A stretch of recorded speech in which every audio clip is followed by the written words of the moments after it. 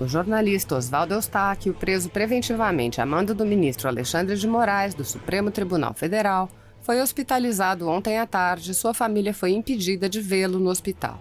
Após a intervenção da deputada Bia Kicis, soube-se que o jornalista sofreu uma fratura na vértebra em decorrência de uma possível queda em sua cela e perdeu o movimento das pernas. Oswaldo Eustáquio passou por uma tomografia ontem e devia fazer uma ressonância magnética nesta manhã para avaliar a extensão dos danos e a probabilidade de que sejam permanentes. O jornalista Rodrigo Constantino afirmou: "Parece que o jornalista Oswaldo Eustáquio realmente sofreu um acidente após o cano em sua cela estourar e lesionou a coluna vertebral. O fato é que ele é um preso político e não deveria estar lá. Isso tudo é muito triste e assustador ao mesmo tempo." O jornalista Marcos Petrucelli disse: "Como jornalista, quero apenas manifestar meu desejo de recuperação plena ao ser humano e também jornalista Oswaldo Eustáquio, além de toda a solidariedade aos familiares." O deputado Bibo Nunes disse: "Minha total solidariedade ao colega jornalista Eustáquio, vítima de prisão arbitrária e de um acidente altamente questionável na prisão. Exijo explicações. Toda ação tem uma reação." O deputado Paulo Martins alertou: "O que começa errado não termina certo. Preso em decorrência de um inquérito inconstitucional, o senhor Oswaldo Eustáquio teria sofrido um acidente em sua cela que pode deixá-lo paraplégico. Se o inquérito é inconstitucional, ele não deveria estar lá. O Brasil não caminha bem." O deputado José Medeiros lamentou o silêncio da velha imprensa. "Troque o Oswaldo Eustáquio por qualquer jornalista alinhado. Os sindicatos já teriam ido até no Tribunal Intergaláctico." O deputado Daniel Silveira publicou um relato que recebeu do advogado. Silveira disse: "Situação real do Oswaldo Eustáquio. O encanamento de sua cela estourou e começou a inundar a sala. Ele subiu no vaso sanitário para tentar consertar, escorregou e bateu o pescoço na pia, lesionando uma vértebra. Foi um acidente, mas que alguém causou, pois não era para estar lá. Ele foi vítima de ações ilegais e arbitrárias de um marginal da lei chamado Alexandre de Moraes, que é integralmente culpado por este fato que pode deixar o Oswaldo paraplégico. Isso mesmo, o ministrinho é culpado por isso e deve pagar. Antes que alguns venham perguntar a fonte é ele. Foi passado ao advogado que me passou. O dano colateral tem um culpado, que é o Alexandre de Moraes, mas fato que houve um acidente." Henrique Oliveira, cofundador do Movimento Brasil Conservador, respondeu: "Exatamente, e é este o ponto. Se ele não estivesse preso ilegalmente, isso não teria acontecido." Ele acrescentou: "Qualquer discussão sobre a situação de Oswaldo Eustáquio se resume a um ponto. Ele não deveria estar preso. Esta é a causa primária de tudo. Acidente ou não, isso não teria acontecido se ele não estivesse preso ilegalmente." O MP Pró-Sociedade, associação de membros do Ministério Público de perfil conservador que defendem os direitos fundamentais dos cidadãos, divulgou uma nota. O MP Pró-Sociedade acompanha consternado a situação do jornalista Oswaldo Eustáquio, preso ilegalmente seguidas vezes pelo STF no bojo de um inquérito policial inconstitucional, inclusive já criticado por organizações internacionais de direitos humanos. Nesse momento de dor e dificuldades, rogamos ao nosso Deus que coloque sua mão bondosa sobre Oswaldo e sua família, curando-o e abençoando-o.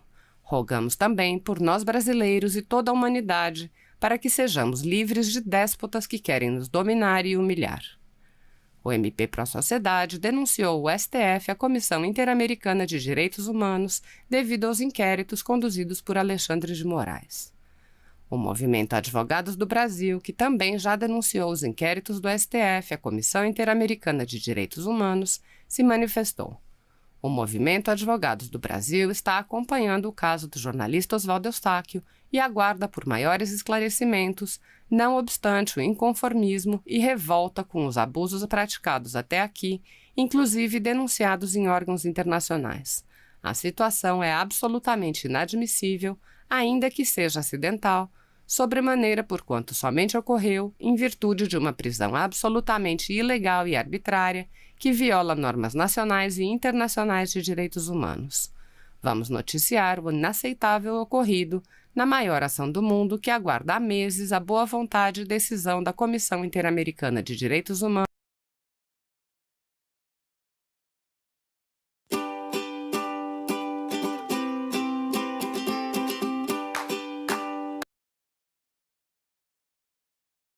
anos sobre os pedidos cautelares que, se já tivessem sido apreciados, poderiam ter evitado esse absurdo. Desejamos que Deus Pai Todo-Poderoso ampare Osvaldo e toda a sua família, rogando por proteção e melhoras. O advogado Dário Júnior afirmou: como advogado, eu sempre tenho que explicar que cada caso é um caso, cada processo tem sua peculiaridade, mas é mesmo muito difícil explicar por quais motivos o STF libera criminosos de altíssima periculosidade e manda prender um jornalista por emitir opinião. O apresentador do canal Questione-se, Renato Barros, disse: falei com o advogado do Osvaldo. O Osvaldo, mesmo nessa situação, deu um recado ao povo. Vá às ruas, não desistam do Brasil. A nossa geração mudará o Brasil. O jornalista Paulo Figueiredo Filho afirmou: absolutamente consternado com a notícia sobre Osvaldo Eustáquio, uma consequência tangível e irreversível do absurdo que se tornou o judiciário brasileiro. Este homem está preso por, abre aspas, manifestação antidemocrática, fecha aspas. Onde estão aqueles que diziam que lutaram contra a ditadura? Figueiredo acrescentou: sobre a irreversibilidade, ela não diz respeito apenas à possibilidade do jornalista ter ficado paraplégico. Ao que eu entendo, a fratura da vértebra foi confirmada, mas não que ficará necessariamente paraplégico, mas ao conjunto dos traumas causados por essa brutalidade. O ex-senador Magno Malta relatou que ficou assustado com a escalada dos fatos. Malta disse: o Osvaldo Eustáquio está em um hospital escoltado no setor de traumas. Isso me assusta muito porque é uma história muito mal contada a prisão dele. É preciso que haja esclarecimentos. Ele disse que estava com medo de ser lá dentro. Magno Malta pediu: quero pedir a todos os brasileiros que orem por ele. Quero clamar às autoridades constituídas para que tomem providências para que a sociedade brasileira rapidamente tenha informações sobre o que aconteceu ao Osvaldo. As informações são de que não estão deixando entrar nem a esposa nem o advogado.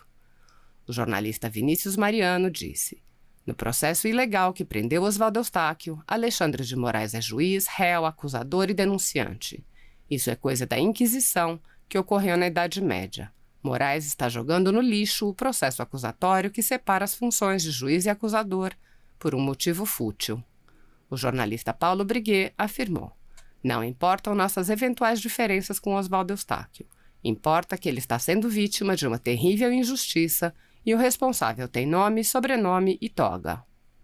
Eu quero só lembrar que eu adorei todas as intervenções, são profundas e muito também indignadas sobre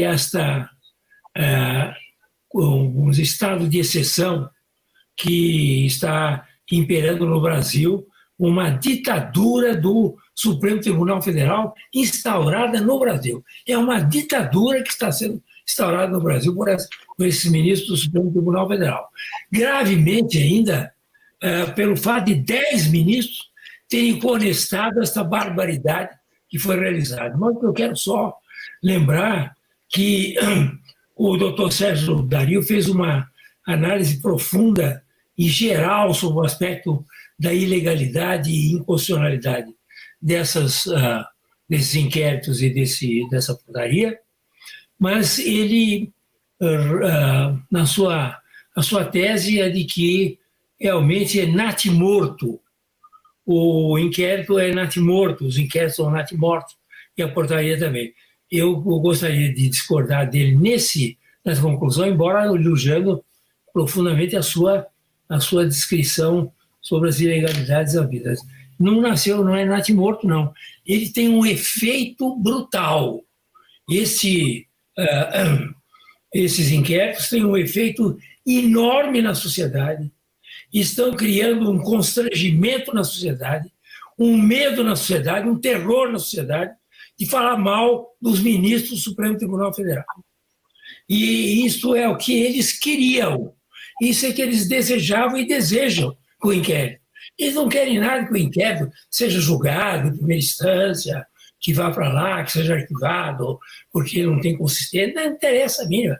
Interessa que eles, ao prorrogar 6 meses, não prorrogando, agora com o aval de 10 ministros, tá certo? Vão prorrogar, é para criar o terror na sociedade, criar o estado de exceção que eles estão criando na sociedade. Esse é o objetivo. E, portanto, a questão aqui também, eu gostaria de elogiar muito todos os que falaram a respeito desse assunto, principalmente o doutor Greco também, que foi muito claro na sua posição, e eles não é uma questão de um inquérito político, é um inquérito de autodefesa de todas as barbaridades que eles fazem, certo? Eles não querem ser criticados porque eles fazem barbaridades, hora para um, hora para outro. Uma hora eles vão lá e acabam com o COAF, congelam o COAF. Depois, outra hora, eles atacam o presidente da República. Outra hora, eles atacam o PT. Outra hora, atacam o Centrão. Quer dizer, eles vão de acordo com os interesses do momento, interesses políticos dele.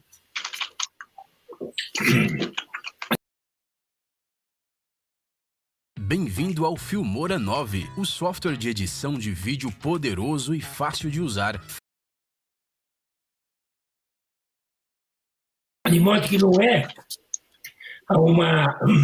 uma política feita a esses inquéritos, não tem a finalidade só de atacar o governo atual. Atacar quem vier, conforme as convidências. O que eles querem é se autodefender, dizer, nós vamos criar todas as arbitrariedades e dominamos o país, porque eles dominam, o Supremo Tribunal Federal domina o país hoje, manda o país, dominação, aí no sentido bem político da palavra, dominam o país, tá certo? E não querem nenhuma crítica. E quem criticar, como foi muito bem explicado aqui pelo Paulo Faria, quem criticar, tá certo? É preso e usa com tornozeleira, tá certo? E usa o que precisar, porque realmente é um jeito que não pode ser criticado. É um Estado muito pior que o AI-5. Eles falam, eles querem voltar com o AI-5, eles vão perder. Eles estão praticando o AI-5. Esses inquéritos são um AI-5. Qual é a diferença deles com o AI-5? Pelas arbitrariedades e pelas violências que eles fazem contra as suas vítimas. Eles, vítimas, criam vítimas, tá certo? Porque não pode dizer absolutamente nada das coisas que esses ministros fazem com as suas famílias. Ao defender as famílias, estão dizendo porque a família também faz coisa errada, tá certo? Então eles sabem, que todo mundo sabe, está lá na Lava Jato, todas as denúncias de empreiteira, tem o nome lá de famílias dos ministros, tá certo? Então eles não querem isso, eles querem criar o terror no Brasil. Nós temos no Brasil hoje um estado de exceção por causa desses inquéritos e dessa portaria. É essa a realidade. E eles vão em frente. Eles vão agora prorrogar por mais 6 meses, daqui a pouco prorrogam por mais 6 meses, e assim vão até o fim do mundo, porque é o inquérito do fim do mundo mesmo. Então, eles vão até o fim do mundo fazendo esse tipo de arbitrariedade contra a sociedade brasileira. Nós não temos mais um Estado democrático no Brasil. É conversa fiada. O Estado democrático brasileiro está suspenso, pelo menos.